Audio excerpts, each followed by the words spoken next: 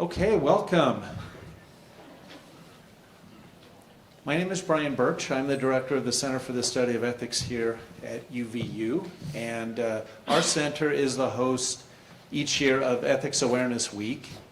And I want to again publicly thank everyone who's been involved in helping out in putting these sessions together. So this week we have a total of 17 different sessions, panel discussions, workshops, lectures. We had an award luncheon where we recognized the work of Elaine Engelhardt on campus. So it's really just a delightful week for us to be able to bring as much of the campus community together to talk about ethical issues. And this year, our focus is on ethics in global contexts. And so we've had panels from each of our colleges and schools. But a tradition that we started a few years ago was to have a session that was focused on ethical issues that apply on our campus here at UVU. And so we thought that it would be appropriate to bring together the leadership or important leaders on campus whose work connects with global and intercultural education to have a conversation. So what we're looking for in this session is really a healthy dialogue and conversation around issues surrounding global education. And it comes as no surprise that intercultural and global education is coming under increasing scrutiny. And that means that institutions of higher education like UVU have to be responsive and adaptive to the stakeholders surrounding the way in which we deliver this kind of education. And so we're anxious to hear from faculty who teach in our GI program. We're anxious to hear from students who are involved in clubs and academic programs. And we're obviously interested in hearing from staff who work to deliver these kinds of programs as well. So I'm going to give a quick introduction to our panelists, and then I will just turn the time over to them to proceed as they see fit. So on your far right is Rasha Kudaset, who is our Chief Inclusion and Diversity Officer here at UVU. She has worked for many years in the Office of Engaged Learning, which is now the Innovation Academy. She served as the Director of Undergraduate Research and Creative Work and has been involved in advancing engaged learning initiatives for several years. So welcome, thank you, Rasha, for being here.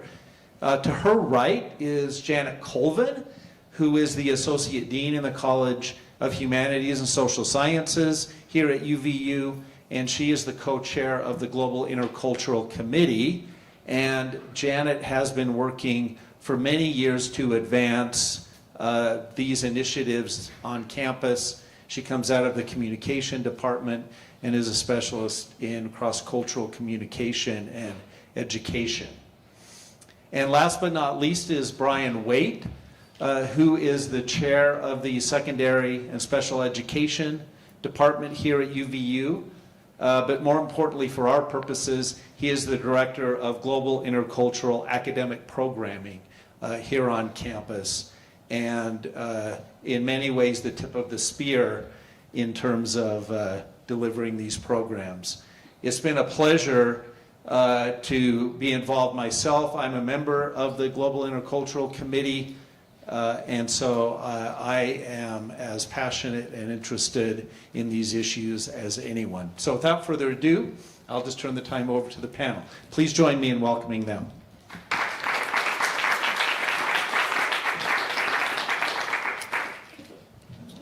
Thank you so much for this introduction, and thank you for having me today on this really interesting panel.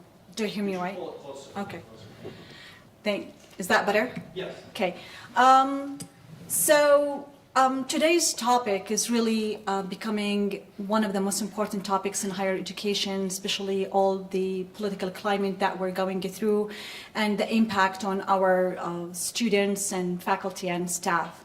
And I want to give an introduction about how we address the equity, inclusion, and diversity, and how it is related to global intercultural at UVU. If you have noticed that historically, we used to call it DEI, diversity, equity, and inclusion, and just last year, we reframed the concept of the DEI to start with the equity and second inclusion, for us to consider diversity as a byproduct of our equitable environment, inclusive environment, and equitable opportunities.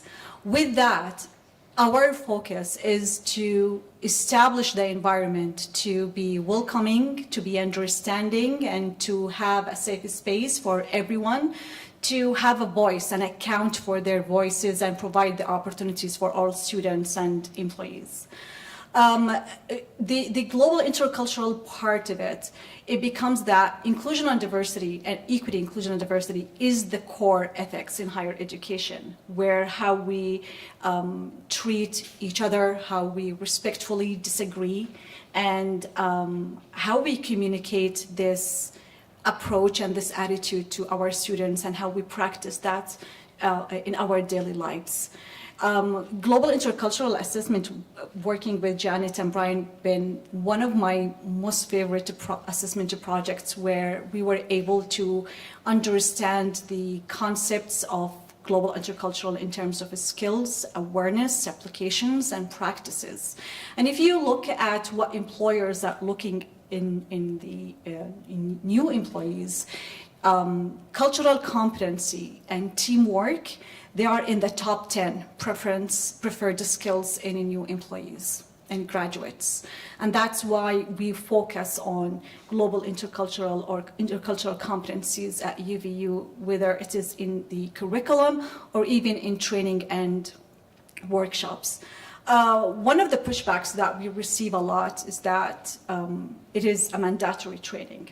It is not. At UVU, what makes us really unique that it is demanded. We offer it as an opportunity for people to learn, and we are amazed with the requests and the demand and the approach that people keep asking for this opportunity. So this is just a macro level introduction of the EID at UVU.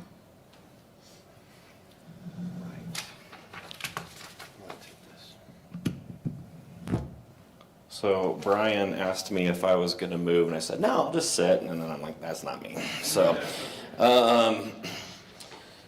so yeah, thank you so much. I'm going to kind of take that kind of the macro level into a little bit more specifics of what we're talking about with GI. So here at UVU, the Global Intercultural Initiative is affectionately known as the GI. And it does not stand for gastrointestinal. It's how I always lead things. Just to put any concerns at ease. And the Global Intercultural Initiative, or GI Initiative, has been around here at UVU for quite some time.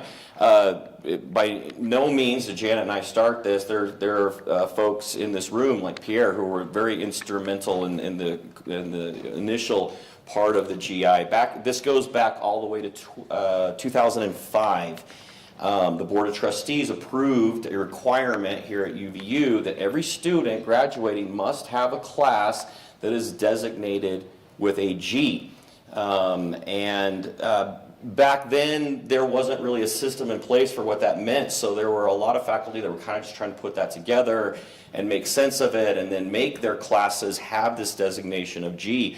For you students, I hope that you know this, you cannot graduate from UVU without at least one class that has a G. So these classes I'm referring to are the ones, instead of like English 1010, it would be English 101G, or Ethics and Values 205G, and then you take that class and you meet the requirement.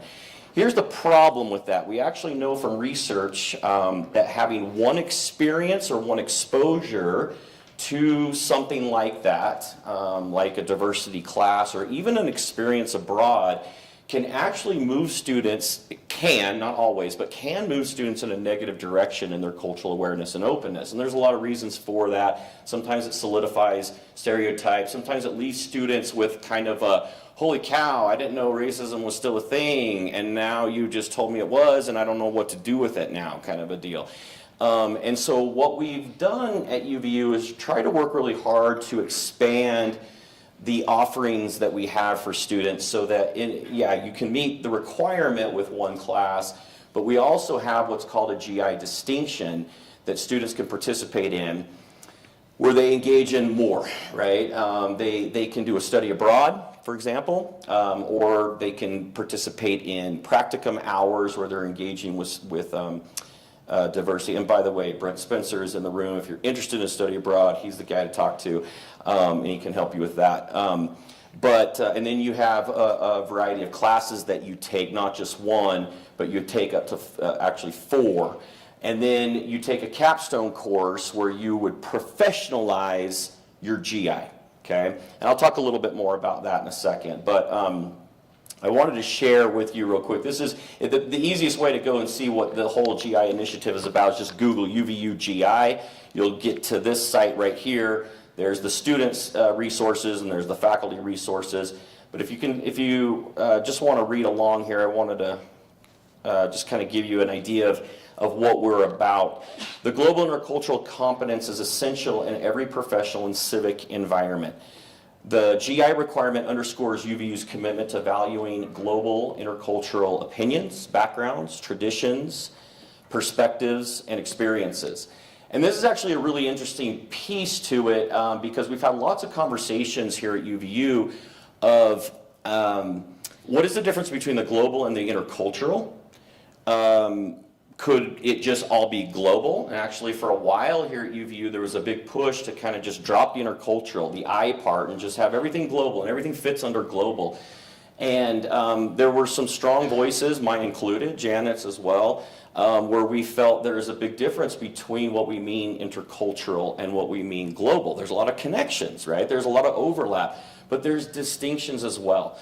When we're talking about these perspectives and identities, we're talking about, yes, culture and ethnicity, but also race and language and sexuality and gender identity and socioeconomics and religious affiliations or worldviews. It is very widespread, and it's not just about going to another country and experience a different culture in that way. There's so, and we know this, right? There's so much diversity just right here. So we felt really strongly that we wanted to keep it that way, and it doesn't come without issues and problems. Because the way we've structured the GI here at UVU is that we have these classes across the curriculum in all schools. So for example, we have a GI course that's in construction management. And that one is very different than the multicultural education class that I teach, right? So I'm in the School of Education. I work with students that are preparing to be teachers, K-12 educators, and we're talking about how race and sexual identity and gender identity and socioeconomics, what role those play in a K-12 classroom and what kinds of things a teacher candidate should be able to do and talk about in order to really get to the strengths of their students, right? Well, that's not what they're talking about in construction management global class, right? In that class, they're talking about what does construction management look like here in the United States? What does it look like in other countries? And what can we learn from those other countries? And how can we compare and contrast how we do things here with how they do things in other places? What can we learn from that environment, right? And so again, it's just different. It's widespread. And so in some ways, it would be a lot cleaner here at UVU if we had one school or one department that owned what diversity meant, and every student had to take that class, right? And by the way, a lot of institutions are like that. When Jen and we've traveled around the country for the past 10 years presenting on the GI, and time again, when we go to a conference or we visit another university and we explain how we're doing things here, the reaction is, how do you do that? Like, how do you get the faculty over there to agree to the same kinds of principles as the faculty over here, right? Because you can see that the GI has these 3 objectives and 1 trait. Every class, the construction management class and my multicultural education class, has to prove how students are meeting these objectives. Way easier if we were just in one school, one department, one class was handling that, right? So it's complicated.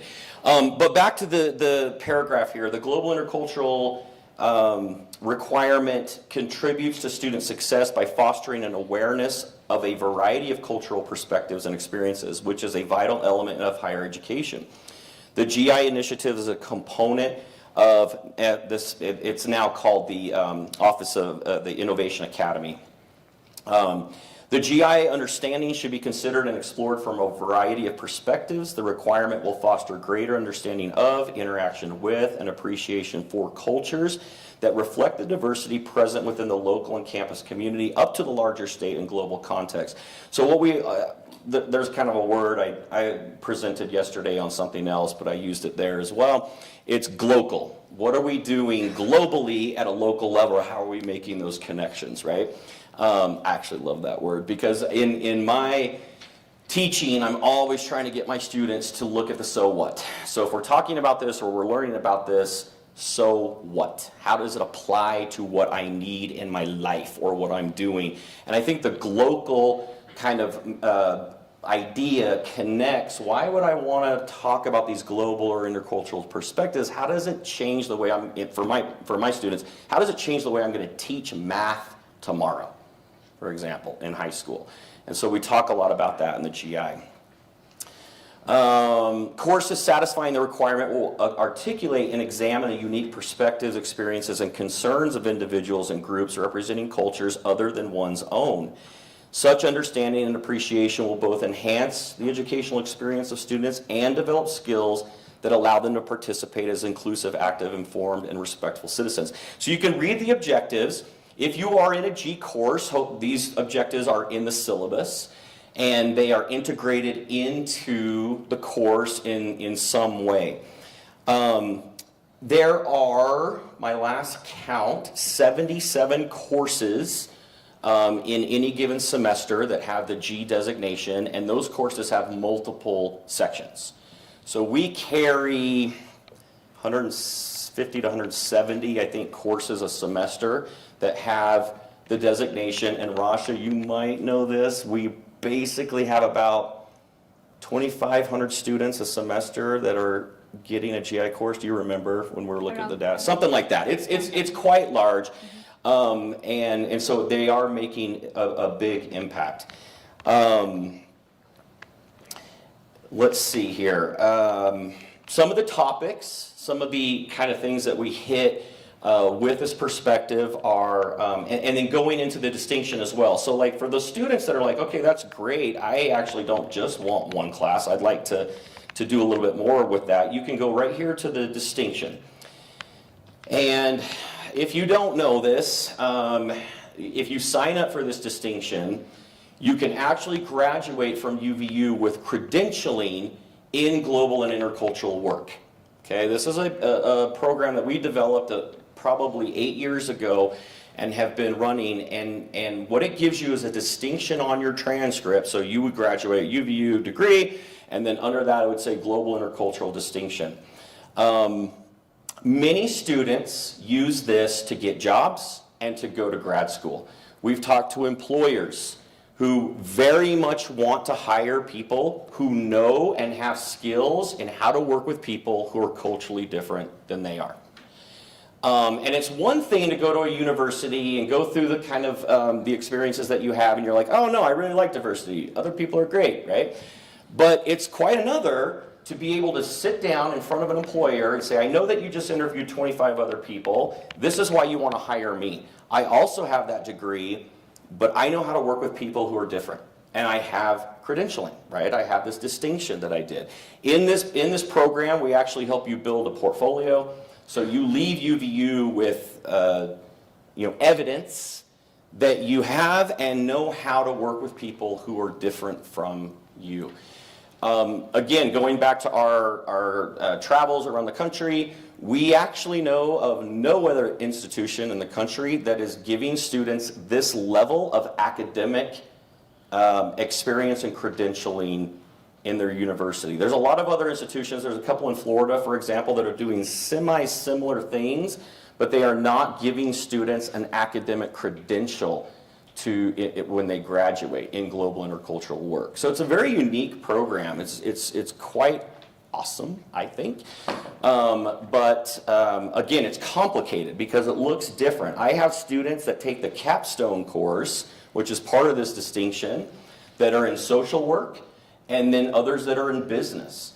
And they're looking at these issues quite differently. And there are some faculty in this room that help me teach that class. And so they can attest to this, is like when we're talking to a business student, they're thinking about these issues differently than my social work students and how they're going to be interacting with their clients or using this in their career. And we were intentional about this. And Janet will kind of get in more to the ethical issues with that and kind of put that spin on it. But we were intentional about this because we wanted this to be widespread. We wanted it to be attractive to everybody, and we wanted it to be useful. And that's why the capstone course that you take in this program is actually called the GI Professionalization course. So we professionalize the work that you do in global and intercultural work. So some of the topics that are involved in that are self-cultural awareness. One of the main things that we do in the GI is help students understand who they are and why they are that way. I'm a firm believer that we cannot authentically know someone else or work with someone else and accept those differences unless we first know who we are and why we are that way, right? So we help us all kind of understand better who we are culturally. Cultural relevancy and equity, identity, bias, and prejudice, intercultural competence, stereotyping and unconscious bias is a big thing. And then we also talk about strategies to negotiate and succeed in a global world market. So those are kind of some of the highlights. And then I think the last thing I'll say before I turn it over to Janet is, so Rasha alluded to this, that DEI work or EID work is complex, it can be messy, there are polarizing views on it. We see different states taking very hardcore stances on this for both sides, right? There are terms within DEI and EID work that are triggering. Like, it depends on who I'm talking to. Here in Utah, I will change my vernacular on how I talk about the work that we do, because I know that sometimes if I throw out certain terms within this field, it will shut doors and people don't even want to talk about it anymore. And so being strategic about that and how you talk about it is super important, but it's complex. One of the reasons we feel like we're different here at UVU and why we think it's going to survive the political landscape that is kind of like pushing back against this is the whole global and the professionalization component that we have attached to it. Yes, we talk about racism. Yes, we talk about the difficult history of the isms in our country. We don't shy away from those things. Yes, we talk about prejudice. We talk about unconscious bias. We talk about those things, but we also talk about what we can do with those now, how it impacts the work environment now, how it makes us a better person. We know from much research that productivity increases with diversity, right? In business, there's multiple studies that show us that the more diverse an institution is, the more productivity they will have. And so those are some things that we really like to hone in on and focus with the GI. And I think that because of some of those things, we're seeing success in maintaining it during a politicized world that we're in. And I don't know, we'll see as we go. But it is one thing that kind of separates out. If you're interested in this, please hit me up after. I'd love to talk more about it with you. But again, there's issues, right? And there's ethical issues, and so we'll kind of transition into that now, and then hopefully be able to engage in a conversation and questions that you might have. I'm just going to sit.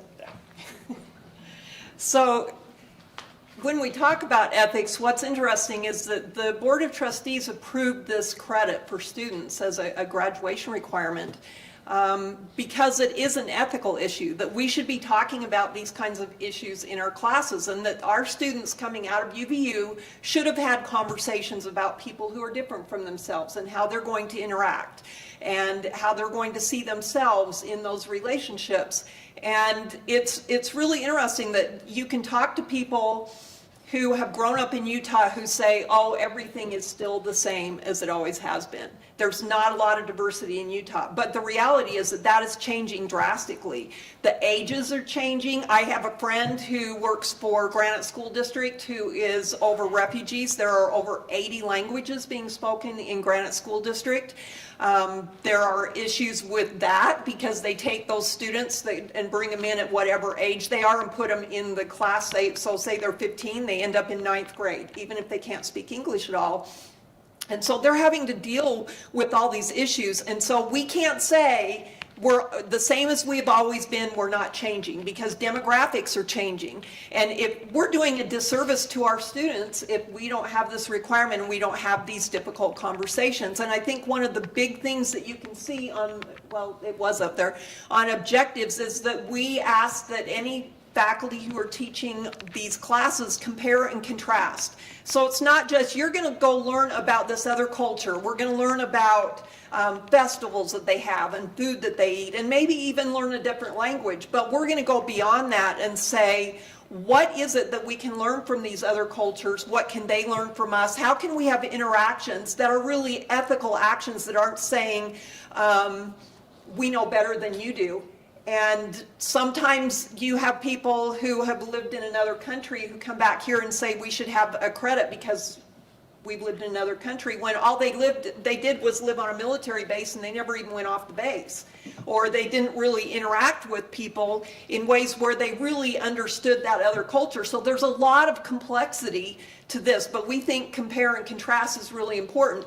Well, if you look at saying that students should have an ethical experience, a big component of that, and it's difficult because, as Bryan said, we have over 70 different classes, different courses that have this G attribute, is how do we teach these classes? How do we put faculty into these classes to make sure that we're having good experiences? Because as he said, students can have really bad experiences in a class where they're oh my gosh, I hadn't even thought about this. Now I have a really negative experience with people who are different from myself, and I don't want to have anything to do with this. So either the answer is to take more classes so you get more experience, and or to have someone who is a really good facilitator in the first place. So in 2013, we did a research study. We went out and asked people, students and faculty, what's the G? Do you know what the G means? And we had all kinds of, not just students, but faculty who were teaching these classes that had no idea what the G meant. And so they're supposed to be doing these objectives to I'm just going to go over these really quickly again. Analyze global or intercultural issues, discuss stereotypical cultural conceptions and recognize the complexity and variety of different cultural groups. Evaluate how one's own cultural values compare with those from different backgrounds. If you have somebody who's teaching a class, they just got assigned, oh, you're going to teach Biology 101G, which there's not one, but a class like that, and you have no idea what that G is, then you don't teach it any differently than you would just a 1010 class.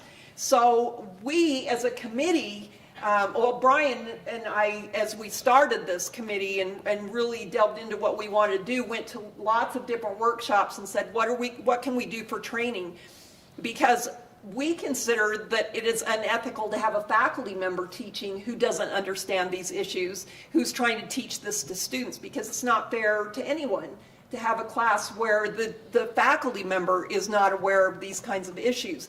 So since then, we have reviewed all of the classes that have come through curriculum that have a G on. So we have a committee of 10 people, and the committee reviews those. So say a faculty member wants to have a new course, and so they can apply in curriculum to have a G attribute to it. And their syllabus has to have these objectives on it, has to say that it's a G course, so then if it's a faculty member who's new to this course, they know right away that it's a G course.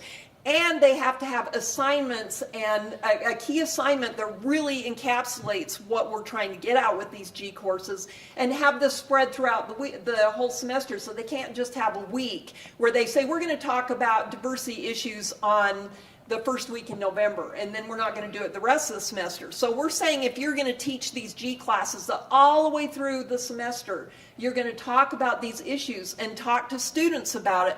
So one of the things that we grapple with is, what are ethical issues that might arise? How do we train faculty to deal with these? Because sometimes we have faculty who are really nervous about teaching classes where they feel like they might get challenged. So how do we train them?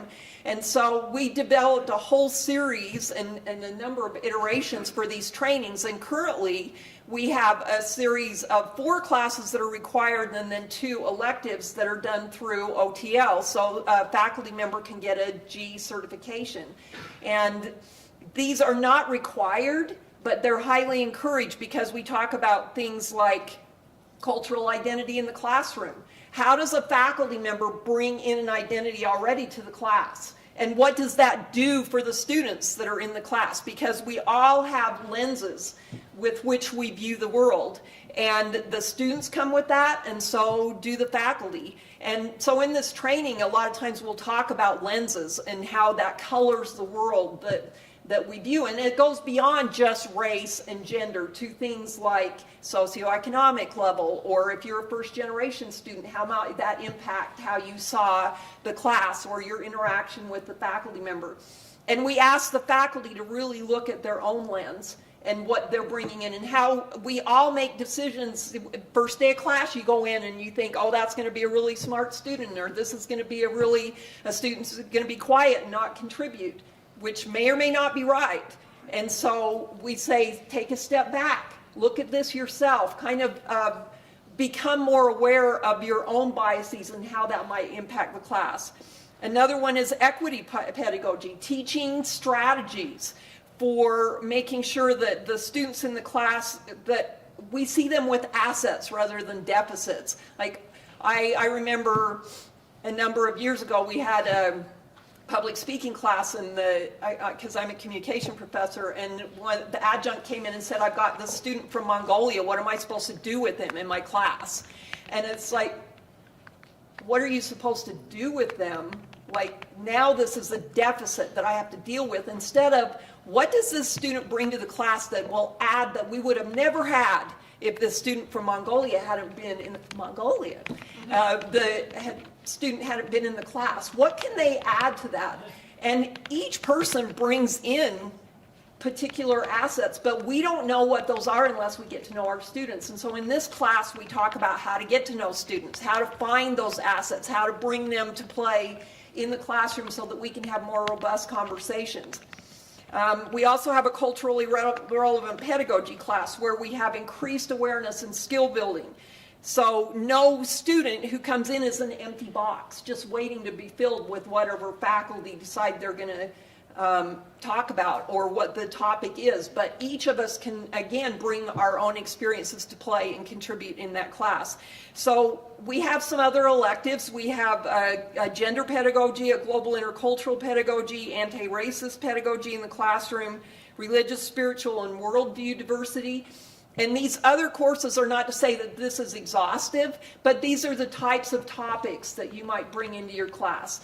This is how you might handle conversations where you might feel like you don't want to put forth your view, but you don't want to call on a student and say, how does it feel to be this particular identity, and have them speak for all the other students? How do we make this inclusive and make everybody feel included? And a lot of times that takes practice. So students, your faculty, your professors don't know everything, and sometimes they're kind of feeling their way. And so this training is so that we can be ethically preparing faculty to teach these classes that we feel are important for students to have. So I want you to just think about this. What kinds of ethical issues do you think might come up in a G class? How might a faculty member address those? How might students address ethical issues in a class? And I would certainly encourage any of you who are in these kind of classes to bring your own experiences to the class, because if you don't, then we don't get the benefit of having your perspective being shared in the class, because whether it's dance or construction management or education, all of those are where we're talking about differences and how those can impact whatever the topic is that we talk about. But I think that the three of us, and certainly the others on the committee, feel very passionate about these classes and feel that it's important that we discuss these kinds of ethical, intercultural issues throughout all of the disciplines, and that one course would not actually serve you as students well in this university, because it doesn't matter what you go into, you're going to have these kinds of concepts that you have to grapple with.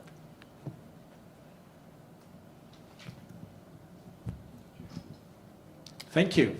Go ahead. I have one point to support your argument when you said that one of the schools, they speak more than 80 languages or someplace. It was interesting to me to know at UVU we have more than 50 languages are spoken on campus. So that by itself tells us an idea how diverse our students are and our employees, and that is a requirement for us to be understanding to these other experiences or skills. If someone, this is their second language or first language, this by itself gives us motivation to be more culturally competent and to go into these learning opportunities and spaces to build more this skill. Okay. With that, let's open it up for questions and conversation. There's plenty to talk about. You mentioned that the G certification through OTL is not required. Why is it not required? We would love to have it required, but we have so many people that go in and out of these classes. We have adjuncts teaching them. We have full-time faculty teaching them that will teach them for one semester, not another, and we just haven't been able to get any traction on saying you have to take this class. So at this point, we're just saying if you want to teach these classes, you should have an understanding of them, and we encourage you to take them. Yeah, I laugh not at the question, because this has been a very interesting conversation that we have had over the years. It's difficult to make mandates for things like that in higher education sometimes, and so we've tried to make it as easy as possible for faculty to do. Like Janet said, there's 4 required core courses for the certification, and then they have to do 2 electives, and there's 4 or 5 electives they have to choose 2. They've been offered at different times during the year, and then sometimes we are able to incentivize faculty to do it, and so it's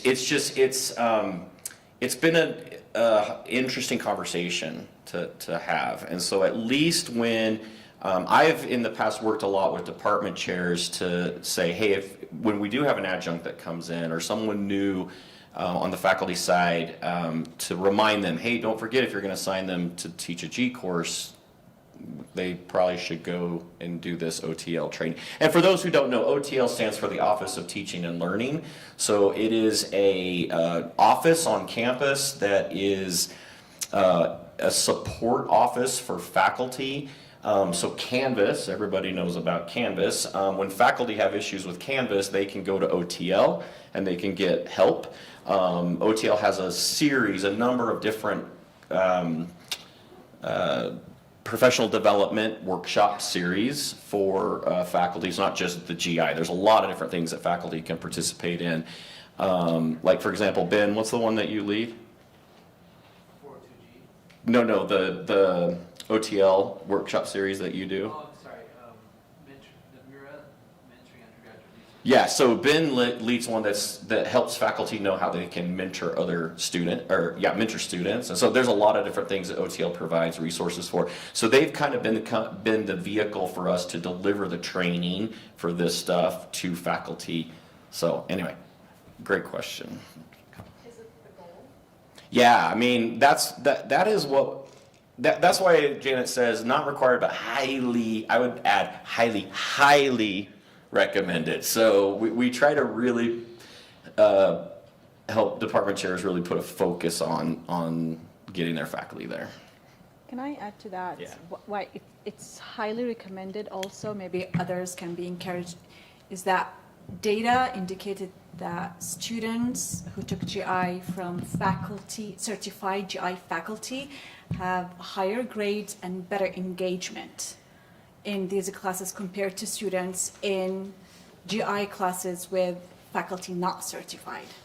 So that's a big contribution to students' engagement and learning. And maybe I might add that I don't think you have to be teaching a G class to have these kinds of classes be helpful, because just as we have courses across the curriculum, any course that you have, you could bring in these kinds of issues and these trainings could help. Okay, I'll go next. I guess I want to add a faculty perspective on that as somebody who doesn't actually think it would be a good idea to make it be required. One of the reasons for that is that we have a lot of adjunct and lecture faculty. Oh yeah, I can do that, yes. We have a lot of faculty who are adjuncts who are teaching at 3 or 4 different institutions. We have a lot of faculty who are lecturers who are teaching 5 classes and sometimes very large ones. It just adds more of a burden. And more of sort of a long-range perspective too. I think that the buy-in to global intercultural should be earned from the faculty as well. Bryan can attest to this, I've been very involved with GI off and on over the years, but there needs to be more resources and less enforcement. I've felt like there's been a skewing towards getting feedback on my syllabi that aren't entirely clear. I did 2 different programs, the short-term multicultural experience in Spain and the domestic multicultural experience, taking a group of students to Santa Fe. Both of those programs are defunct.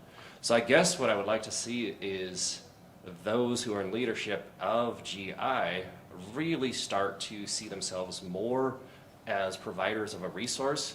I was actually paying attention when Bryan said support during the final comments. That's the first time I heard support, and I heard accreditation, a certification, training, a lot more. And I think the emphasis to get faculty who are not here in the room to buy in has to be more resource oriented for faculty. So that's my feedback. I would totally agree with you, Mark. I think we have a resource page where we've tried to add articles, we've tried to add activities, we've tried to add teaching kinds of things. We've had these workshops. Some of this is funding. Some of it's coming from higher up where we propose specific things and they haven't gone anywhere. So I think it's just an iterative process. Can I just ask everyone just to briefly introduce themselves to the group so we know who's talking? That'd be great. So my name is Brent Spencer. My main job on campus is Director of Education Abroad, but I also teach a GI course as an adjunct. I taught the course, I normally teach the course online. I also taught it as a study abroad course over the summer. Online, I give 3 different GI assignments. One of them is a religious diversity assignment. I ask them to go into some sort of religious congregation that's different from theirs and to report back on it. And I often find that students struggle when they write that response to that experience. I can see it and I have my own history of struggling with that through my own life. I taught this as a study abroad assignment, but we actually were together. We went to an eco-village run by Hare Krishna monks. The students played Uno with a Hare Krishna monk, and that blew their mind. that a Hare Krishna monk could play Uno and have a sense of humor. That, I mean, the whole concept of what a monk is. And I saw them having the same struggles as my online students, but we were able to have a conversation around it much easier than we could on the online course. So I guess my question is, I mean, I've gone through online training and learned some tactics, but how do we, I feel like I don't close the loop on the online course. I just see the students struggle with the assignment, and then I don't have the opportunity to really work with them or talk them through it. Any thoughts on that? So you're preaching to someone who is in that choir, because I have dealt with this exact same thing. And so I will say one unfortunate thing is, so Rasha, before she became our current CIDO, which is the Chief Inclusion and Diversity Officer, worked a lot closer with Janet and I, and she was, she actually created a student survey where we collect data after a G course from students to see what their experience was. And then her life is way too busy to monitor that anymore. And so we're kind of in transition of gathering that data from students. But one thing I would like to look at is there a difference between an online G course and a face-to-face G course according to students, right? What is their perspective, and do we see a difference between, because what we have seen from Rasha's data is that we see significant improvement in cultural awareness and openness from students who take G courses, which is great, right? That makes us think, yay, we're doing our job, right? But we want to go deeper into that data to see a little bit more about what that means, and I think online versus face-to-face is a really good one. Let me speak to my own personal experience. So I used to teach multicultural education, and it was all face-to-face. And then I don't know if you guys had heard about this, but a few years ago there was this thing called COVID.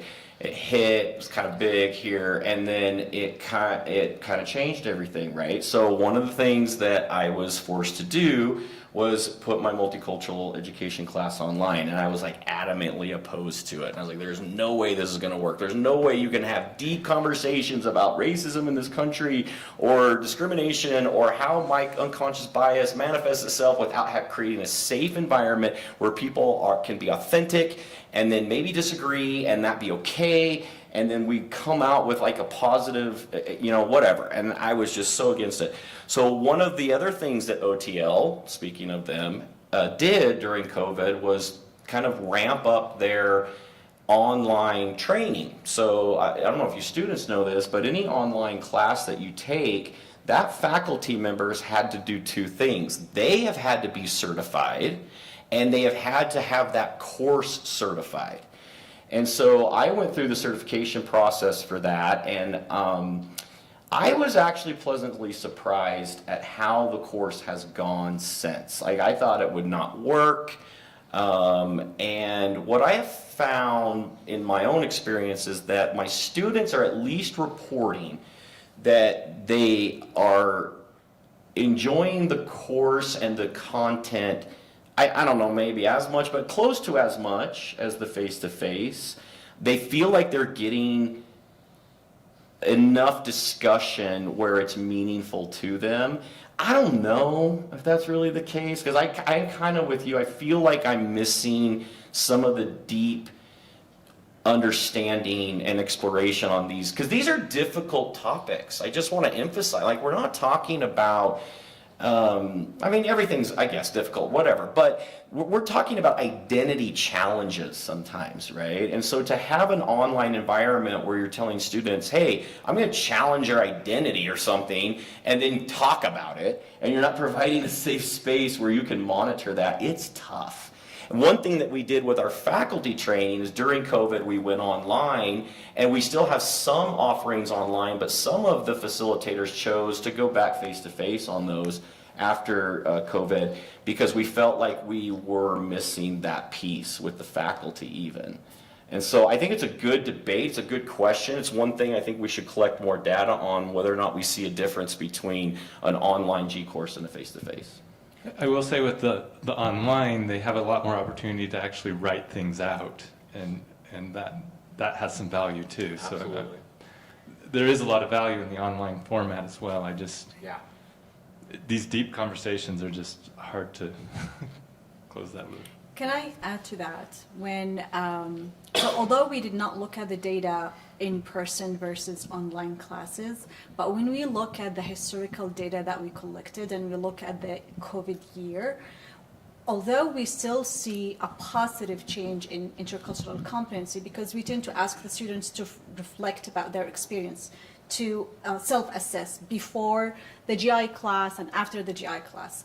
Through all the semesters, we've noticed a positive change, maximum 20% increase in cultural competency. But when we look at the COVID year, it's a still positive change, but less. So it dips to 17%, 16%. We've seen that, but it's still positive. It's still change. And even so, this is something we've seen with our employees when with the Foundation of Inclusion workshops. We've seen more participation was during the COVID year. It was more convenient for most of the employees to attend these workshops where they can listen and learn. Some of them contribute, but it is interesting to see the dynamic where employees are participating more. The skills or practices of the intercultural competency positive, but less than the usual years.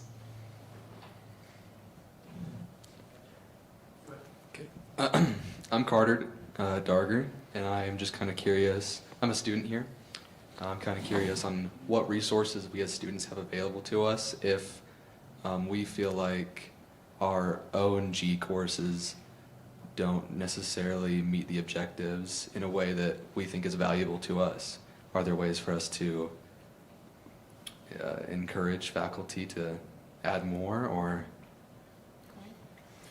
Yeah, thanks for that question, actually. That's fantastic.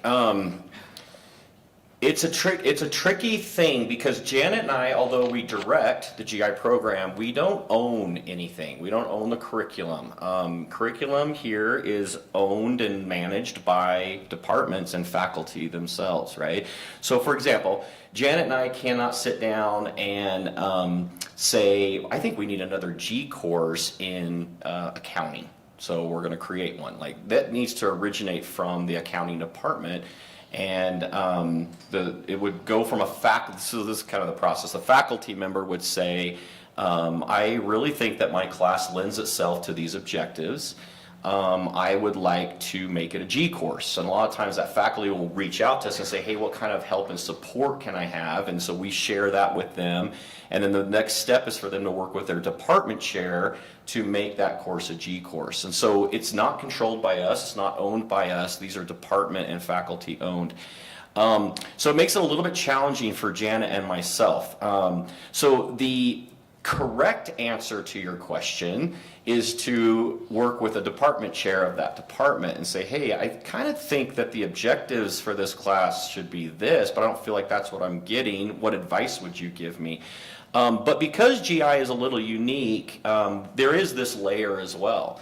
And so reaching out to Janet and myself could be a viable option, knowing that we are not in a position, however, to go to a faculty member and tell them to do really anything in their class, right? Like that's part of academic freedom. That's part of what a university is about. But we could reach out and make suggestions. And one thing that I will add is that not all courses need to be a G course. And we are very open about that, right? Like if a faculty member comes to us and says, I don't want to do these things, then we say, great, take the G away. You know, if this class isn't going to meet these objectives, we're not sitting back telling them that they've got to do it, right? So that would be a conversation that faculty member needs to have with their department chair to say, hey, I don't think that this class is meeting these objectives anymore, or this isn't where I want the class to go. And then it would be that department's responsibility to remove that. You know, the two of us aren't going to sit there and say, no, it has to have it, or anything like that. But that's a really good question, and I think students should be able to either have a conversation with their faculty member to say, hey, how come I don't feel like this is going the way these objectives are saying, or maybe even at the department level. Okay. Hi everyone, I'm a faculty member in the Philosophy and Humanities department. And Brian, you mentioned this earlier when you were talking about being able to work with different people and the professionalization side and the expectation of being that person. But I want to invite all of you to say a little bit more for our students in the room, what you mean by cultural competency and what that looks like beyond, is it just being able to work with different people? That's all there is to it? Or how do you understand it? How do you approach it? Just cultural competency or global intercultural competency? Do you want to talk about that at the university level? How do you look at that? Yeah, thank you. Sure. So when it comes to intercultural competency, it is basically the ability to interact with people from different background and experiences and cultures.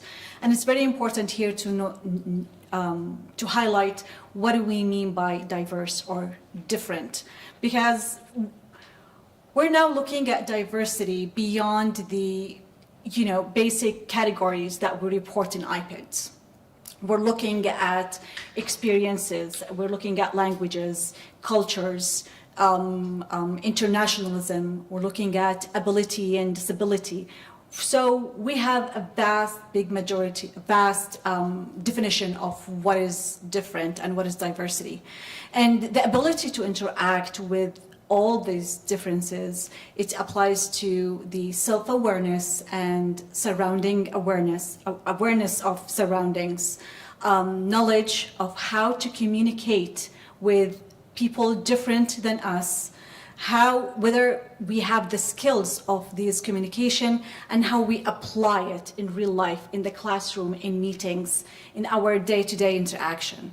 So that's the big definition of intercultural competency. And when we measure it on student level and on employees level, we have a slight different definition or application of that, because when it comes to the students, it comes within the curriculum and what is their learning from the classroom and how the curriculum is impacting their knowledge, awareness, application, and skills.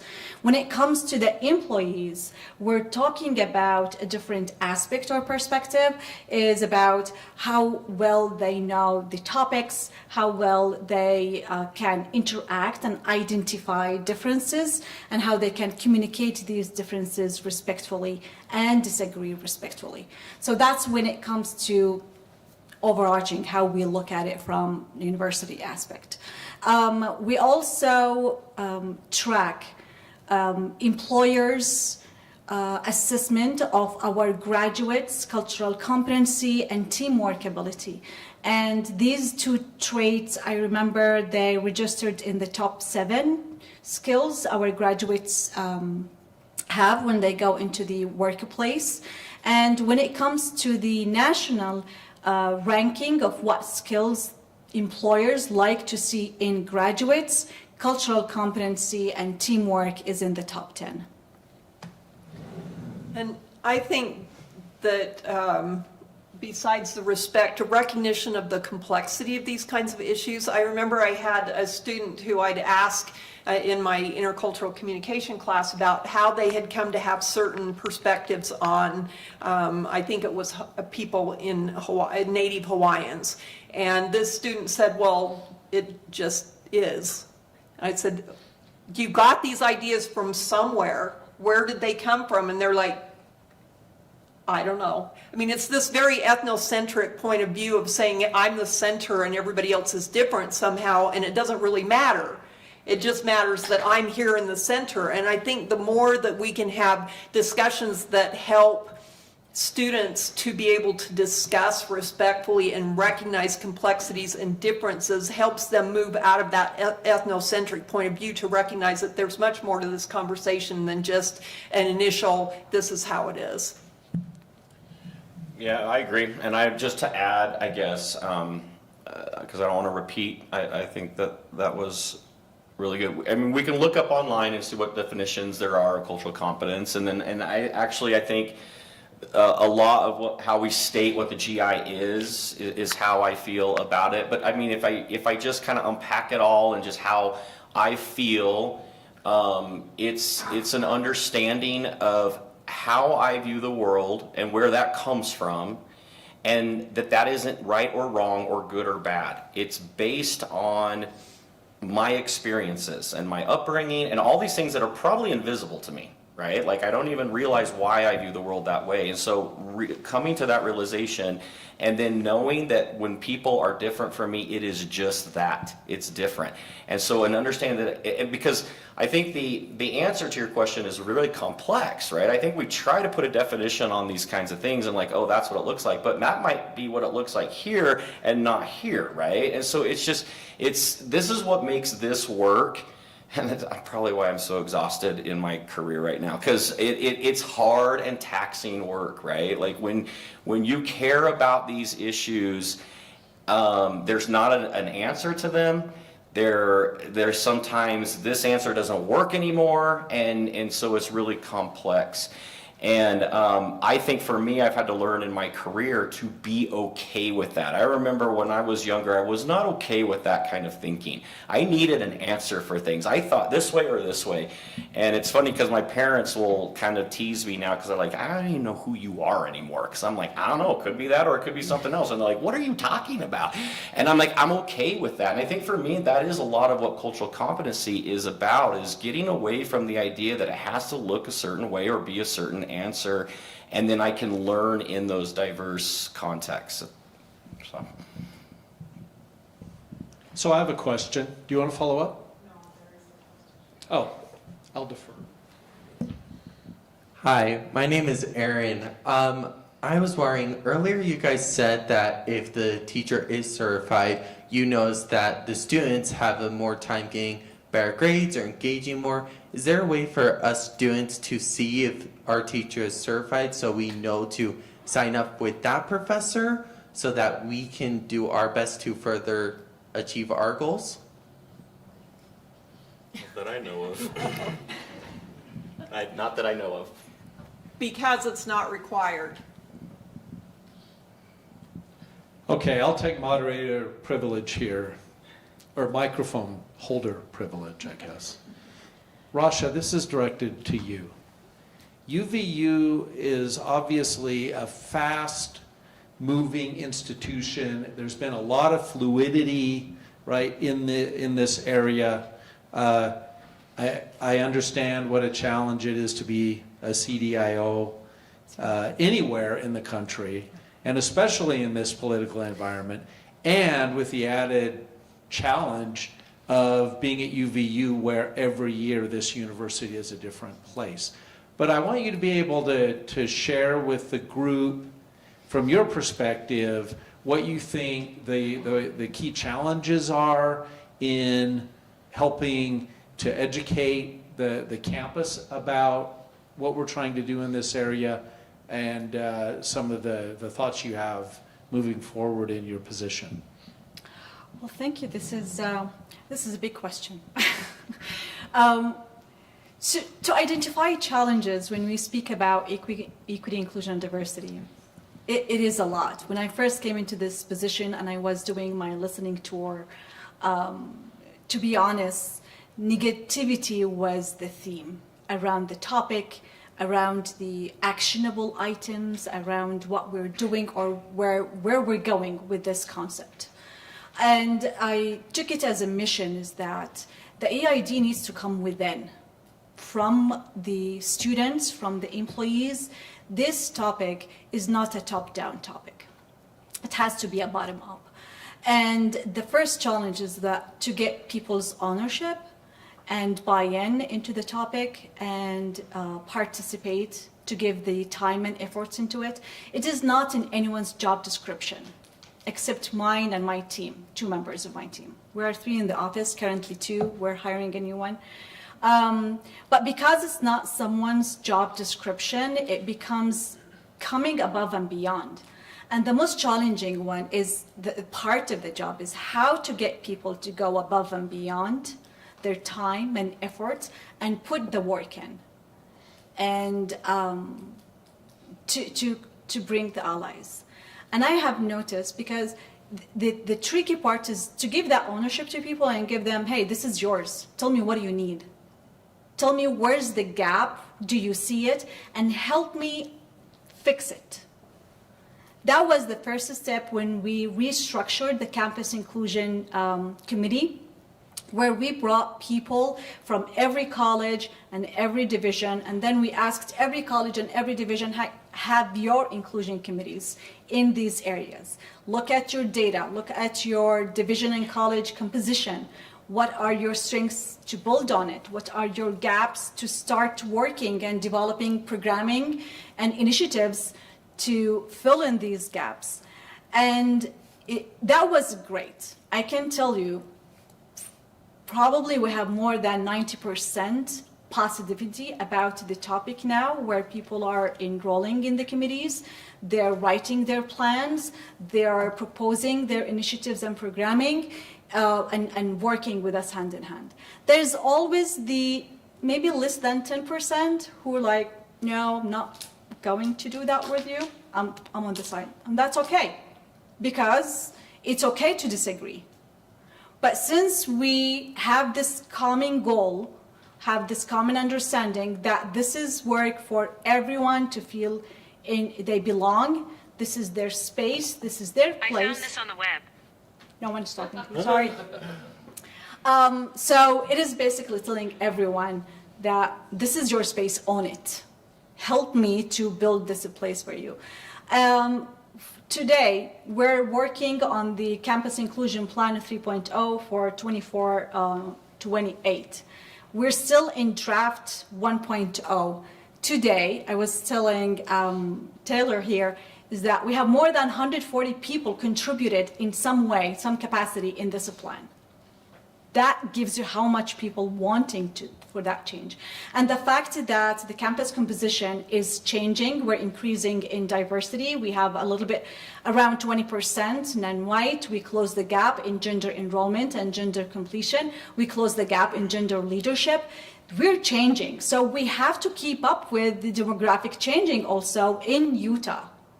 So that's where it's very important. And I'm telling you, the challenges at UVU is changing from like ownership perspective, but it's still, we need to address the political climate challenges. I saw a couple of hands.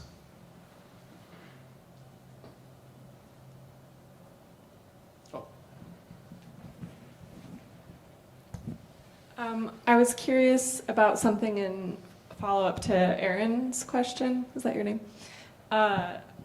We have the faculty profiles that have their credentials. Wouldn't a certification be considered a credential to list there? Yeah, if they do. It's their choice. Okay. Yeah. There's no like guidelines like please include these No. things. But many do. Many will put them, yeah. You mean there's not a little gold badge or ribbon that they could put on their webpage, right? Certified.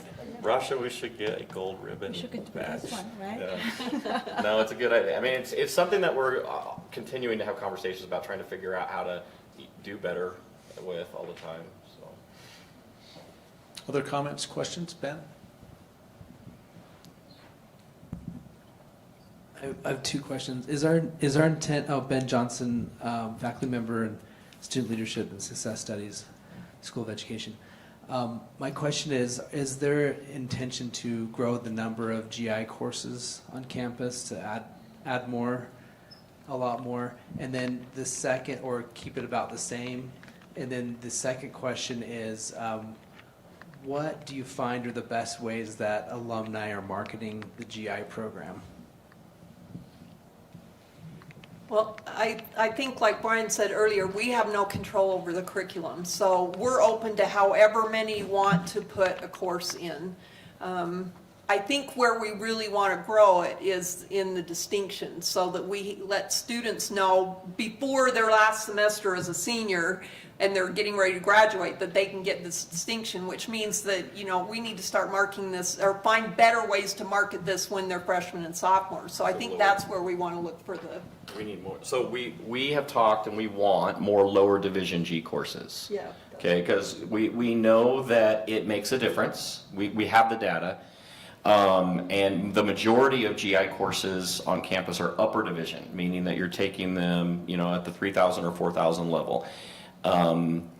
And so we encourage departments to have those internal conversations. So that, it needs to come from the departments and the faculty. And so from our perspective, I would love every course to be, right? It's like I wanted to grow it, but we kind of are at the mercy of those departments and faculty.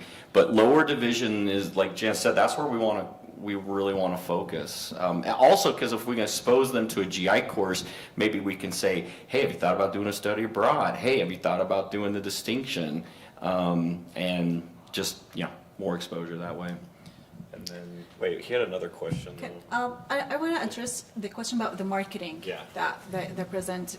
We have an initiative under our Office of Inclusion and Diversity, is the EID 101, and it was created by one of our presidential intern, and basically we go to college by college to talk about the EID resources available to students and faculty. The GI is part of this initiative where we give a specific amount of time and resources to the students that this is available. Last semester we did it for School of Education. This coming October we're going to do it College of Science, coming your way, Brian. So every semester we do 2 colleges where we go in and we specifically talk about these resources, and GI is part of it. Hi, David Scott, Communication Program. Could you help me clarify something on the objectives? Because when it talks about discussing stereotypical, cultural conceptions, and then recognizing complexity and variety of different cultural groups. So when you're saying different cultural groups, are you saying different from the norm, or are you saying different in terms of a variety of? So, for example, could a class talk about one issue that is often overlooked when it comes to things like inclusion? Like, could somebody do a class on, I don't know, model minority theory and stereotypes, or or LGBTQ issues and stereotypes? Or is the expectation that they're going to cover sort of a survey of all kinds of different cultural issues or questions in one class? Because that's a very different class. So what does that goal mean there? I think that's a really good example of where academic freedom comes in, because every class is going to be different, and you may be doing more of a survey. You may be finding that the class that you're teaching is really going to focus on religious groups or on something else. So you've got that freedom to be able to do that. But I think what we're asking with that objective is that the students get exposure to different types, complexity and variety of different groups, and that you're bringing in those perspectives and being able to talk about them.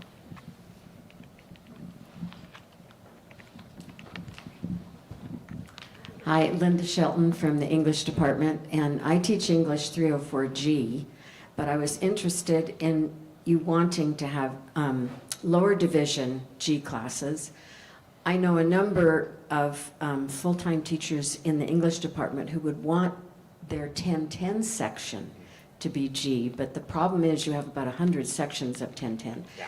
And when some tried before, I understand that it would be difficult to have some with a G and others not.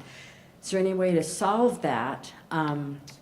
That'd be nice to have that gatekeeper class, some of them offered with a G. If students were interested, you'd get them right as a freshman in some cases.